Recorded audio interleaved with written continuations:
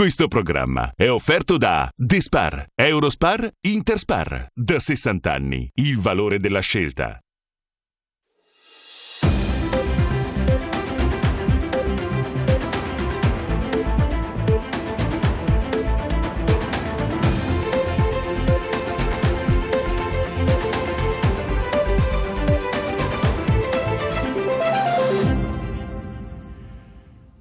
Buonasera, bentrovati a Primus Inter Pares, appuntamento del mercoledì, gruppo TV7, come di consueto vi ricordo siamo in diretta sulla pagina Facebook. Ovviamente non possiamo non parlare di coronavirus perché è l'attualità, perché ovviamente sta cambiando letteralmente la vita quotidiana di tutti noi.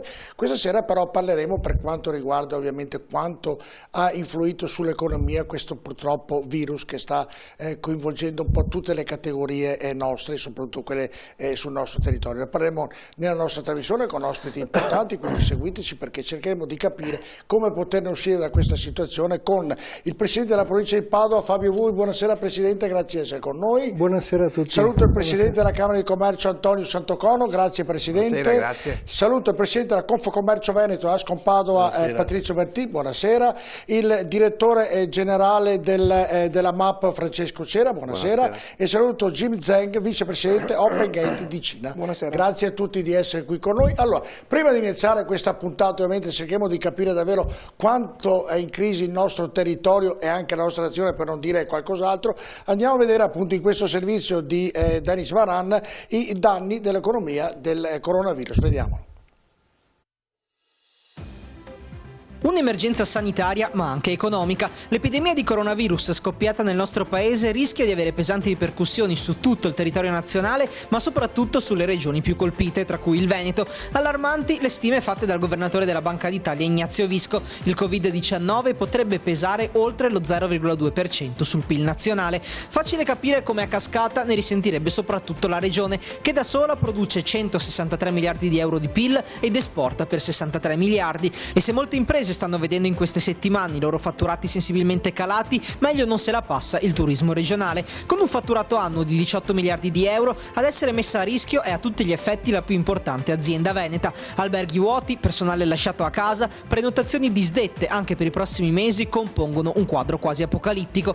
Confturismo teme che se l'emergenza dovesse protrarsi fino alla stagione estiva, il comparto veneto possa subire fino a 10 miliardi di euro di mancati introiti, una voragine da cui sarebbe difficile rialzarsi in tempi brevi. E anche a Padova, dove i ristoranti sono vuoti e il centro storico deserto, si respira aria di crisi. In provincia le nostre 107.000 piccole e medie imprese da sole valgono 29 miliardi di euro di fatturato, e calando sul territorio le stime fatte dal governatore della Banca d'Italia, ecco che le perdite per il territorio sarebbero di circa 80 milioni di euro. L'assessore alla cultura Andrea Colasio invece ha stimato in 15.000 euro giornalieri l'ammanco per le casse comunali causato dalla chiusura dei musei cittadini. La CGIA di Mestre allora non si dice soddisfatta della promessa di 3,6 miliardi di euro per aiutare i territori colpiti fatta dal ministro dell'economia Gualtieri, specificando come ne servirebbero almeno 10 per risollevare almeno parzialmente le sorti del paese. Numeri incredibili. Fabio Vui, Presidente, inizio da lei, poi faremo una carrellata con tutti, perché poi andremo anche ad intervistare, sentiremo anche il Presidente degli albergatori di Avano, insomma avremo tante cose da farvi vedere, farvi sentire. Inizio da lei Presidente, insomma mi sembrano dei numeri stratosferici, numeri che mettono in difficoltà non so chi e quindi tanto meno il nostro territorio che non ne aveva assolutamente bisogno.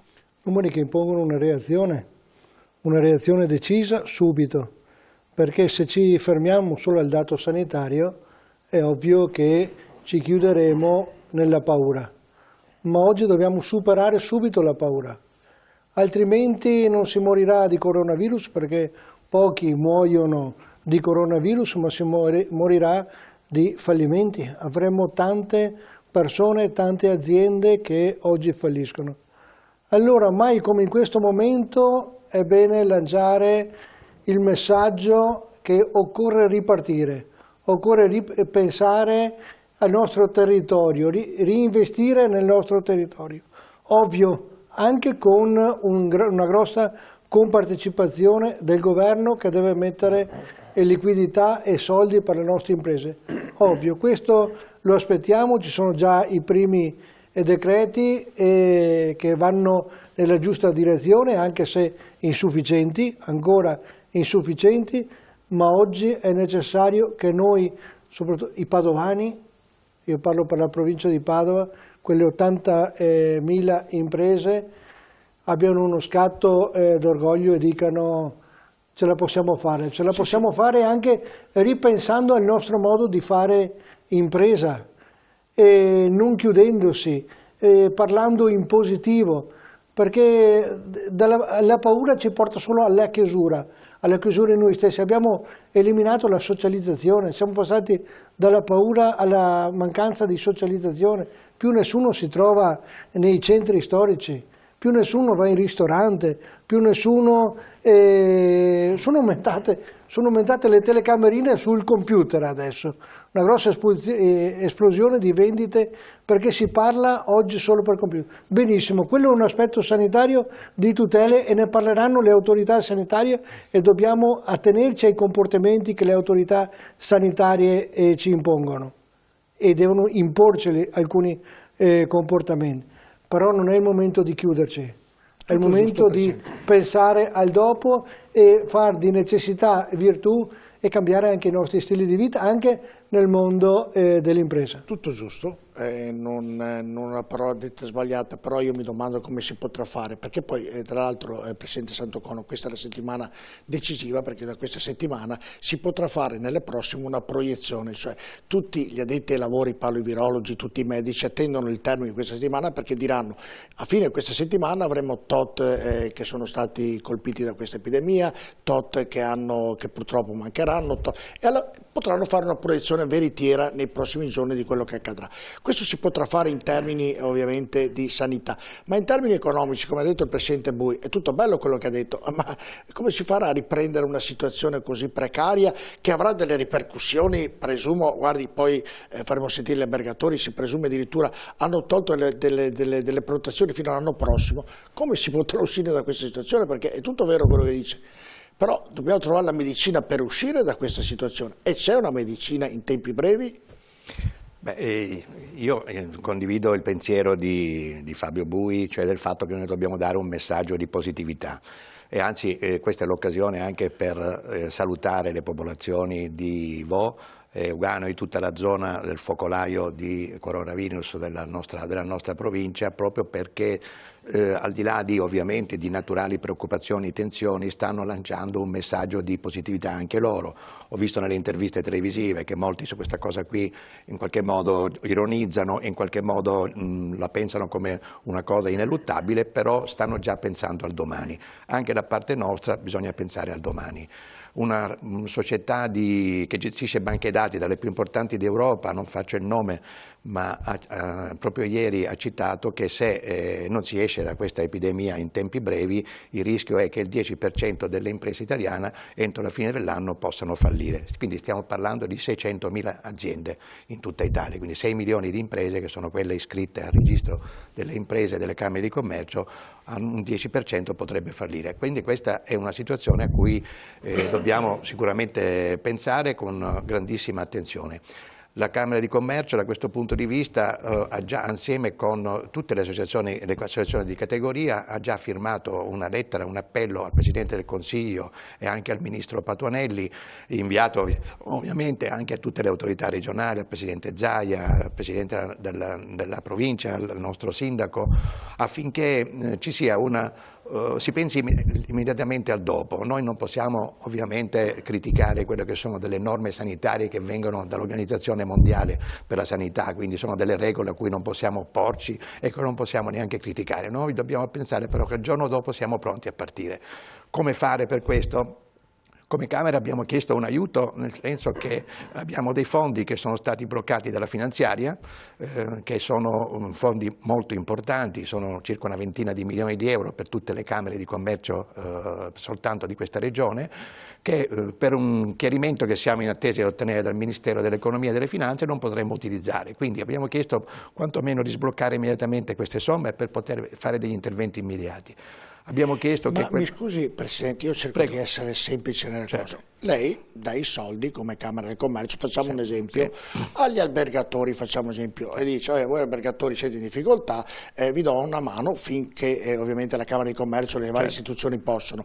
Ma se questi albergatori non hanno prenotazioni perché dall'estero, perché dagli altri paesi non vengono nella nostra regione per i motivi che tutti noi conosciamo, come si potrà uscirne? Perché questo è il vero dramma che presumo dovremmo capire. Certo, abbiamo anche, sempre nel documento che ho citato prima, abbiamo fatto una richiesta importante di una grossa iniezione di liquidità sul territorio della nostra regione e ovviamente anche della nostra provincia, proprio per il recupero dell'immagine della nostra terra, perché questo è il danno maggiore, il contraccolpo più elevato è proprio sull'immagine, quindi dovremo investire dei soldi proprio per questo tipo di attività, dovremo individuare delle figure di riferimento a livello internazionale che possano dare questa sensazione che la vita ricominci nella nostra terra e che il pericolo è passato, eccetera, e dall'altra parte dovremo aiutare quelli che sono in prima linea in questo momento, quindi gli albergatori e i commercianti, che in questo momento sono quelli che stanno subendo maggiormente questo contraccolpo economico, ma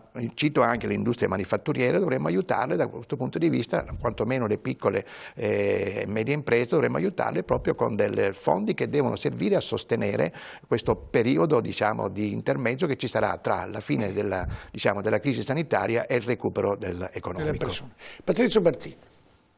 Stessa domanda che ha fatto lui, tanto per fare un giro iniziale. Sì. No, ma intanto io farei un'analisi un po' diversa, nel senso che condivido tutto quello che è stato fatto perché l'abbiamo anche pensato e costruito assieme, però adesso bisogna pensare al PIL interno, quindi per la domanda che ha fatto lei, come si fa a ripartire, come si fa ad avere adesso gente se sappiamo che dall'estero non arrivano più?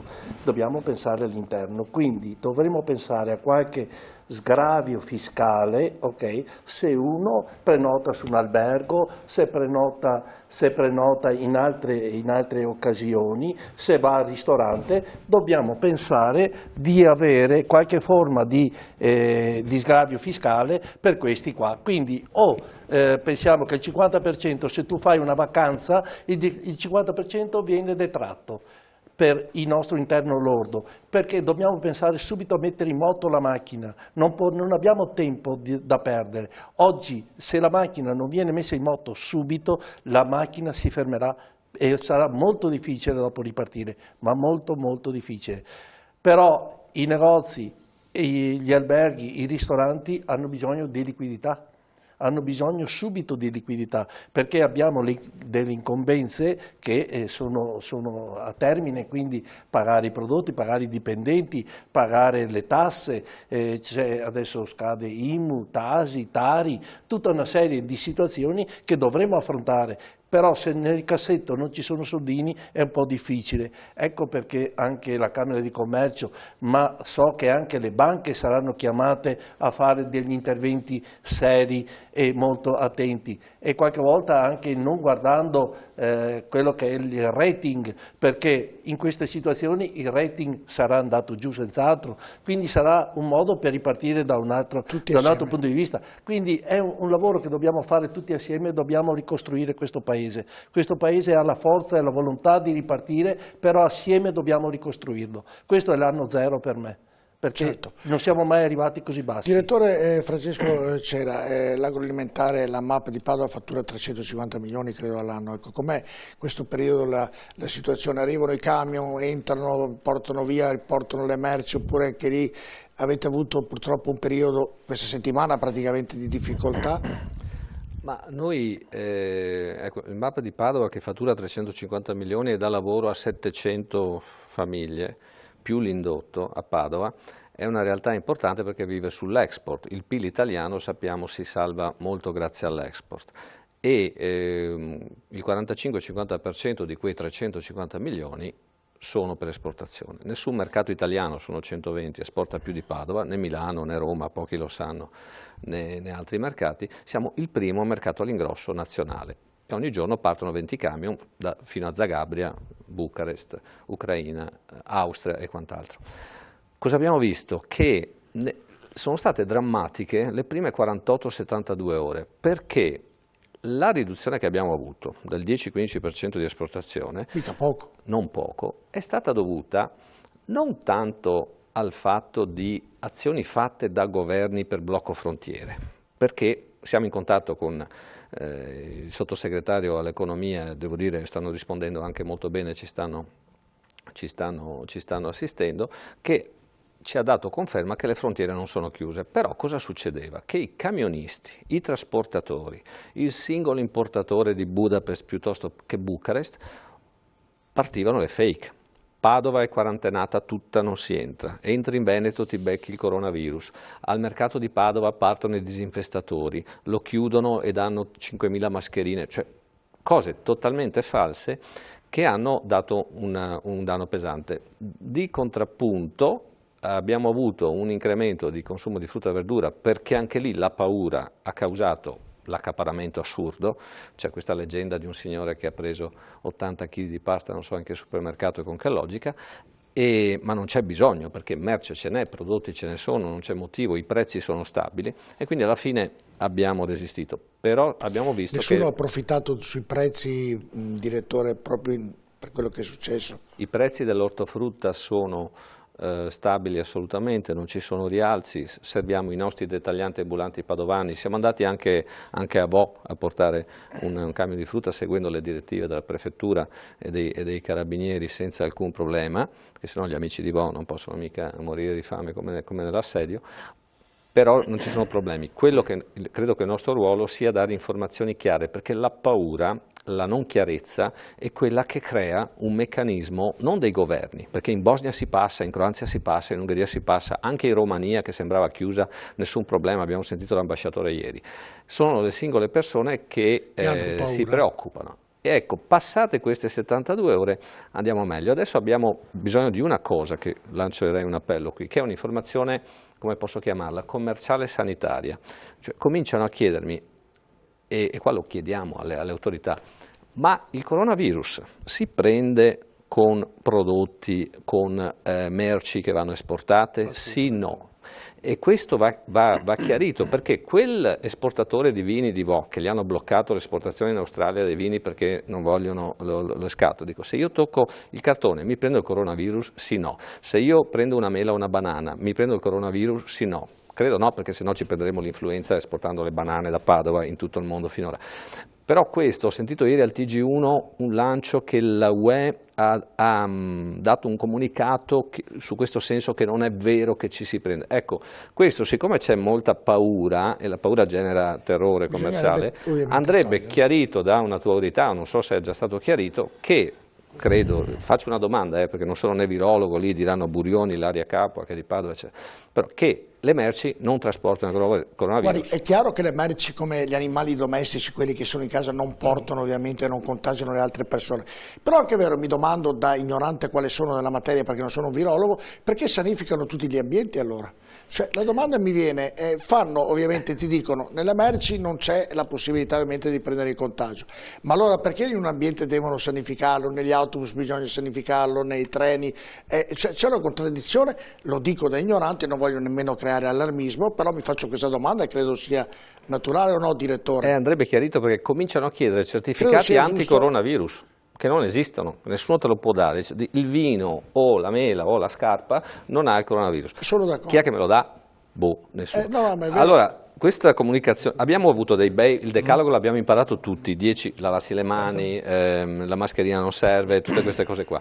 Basterebbero 5 punti commerciali sanitari per chiarire, perché se è così non è che noi vogliamo imporre le nostre merci e ammalare, dobbiamo, come diceva il Presidente Santoconto, seguire le indicazioni della comunità medica, però dobbiamo sapere, e non è così chiaro. Io credo, direttore, che in una situazione di emergenza come questa, dove nessuno conosceva in effetti questo virus in maniera profonda, abbia creato un po' anche di confusione e anche di impreparazione a livello governativo, a livello locale, cioè tutti hanno fatto un po', ognuno come ha voluto, non c'è stata una direttiva che hanno detto dovete far così in tutti gli ambiti, quelli commerciali, quelli sportivi, c'è stata un po' di confusione, molto probabilmente comprensibile, proprio per il motivo che era un virus conosciuto a molti di noi e soprattutto a chi ovviamente doveva prendere delle decisioni, quindi è la confusione del momento che speriamo venga chiarita al più presto. Quella commerciale sarebbe auspicabile, sì, davvero. Jim Zhang invece, presidente dell'Open. Open China, sì. No, noi come associazione infatti riguardo a questi fake news ce la sentiamo già da diversi mesi, da quando è partito in Cina, da quando uscivano tutti i video dei cinesi morti per terra dappertutto, erano tutti fake news alla fine che creava confusione, quindi già da lì partiva ed è arrivato in Italia già con la paura in sé. Infatti appena è arrivato qua in Italia siamo tutti quanti scappati a rubare tutte quante le robe del supermercato, a svuotare qualunque cosa, no? E questo io penso che la confusione e il fake news crea più danni del coronavirus, perché come sappiamo le varie focolai sono messi in Lombardia e qua in Vo, quindi sono piccole zone dell'Italia, non sull'intera zona. Infatti noi come associazione stiamo cercando di calmare gli animi che si sta creando, anzi noi siamo già al lavoro perché in Cina sono già, il virus sta andando all'indietro, quindi noi come associazione che siamo fermati da un mese siamo ricominciati subito già da settimana scorsa che abbiamo visto la ripresa già in Cina di promuovere i territori italiani per dire guarda ragazzi che in Italia non è così grave come vedete nei news, no?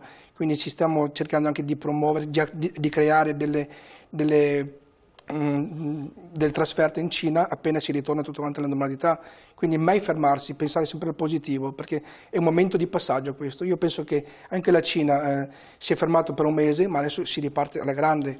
Io penso che anche tutti quanti i connazionali non vedono l'ora di uscire e riaprire tutti quanti i locali, quindi penso che ripartiremo ancora più forte, questo è il mio pensiero. Ci credo sì. Noi andiamo un attimo di pubblicità, poi ovviamente abbiamo tante cose da farvi vedere, rimanete con noi a tra poco.